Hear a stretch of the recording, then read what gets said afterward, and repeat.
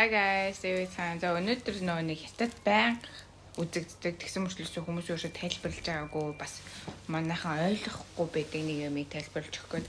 За ингээд дэлгүүр дотор ингээд оронгууд ингээд нэг бааж тэгвнгүүт ингээд лиуж гэх ингэсэн юмнууд өгдөө штэ тий. За энэ болохоор хямдрал гэсэн үг зөө. Тэгээд яаж боддог гэхэлэр одоо 10-аас 8-ыг хасангууд 2 үлдэндээ тэнгүүд 20% хямдарсан. 10-аас 6 хасангууд 4 үлдэндээ тэнгүүд 40% хямдарсан гэсэн үг баггүй юу.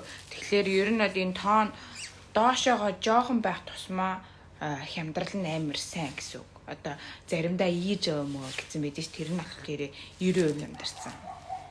Тийм байдаг. Тэгээд нэг тийм байна. Тэгээд хэрэгтэй мэдээлэл шеэрлсэн байх гэж найдаж байна. Тэгээд like, share, subscribe, okay, follow.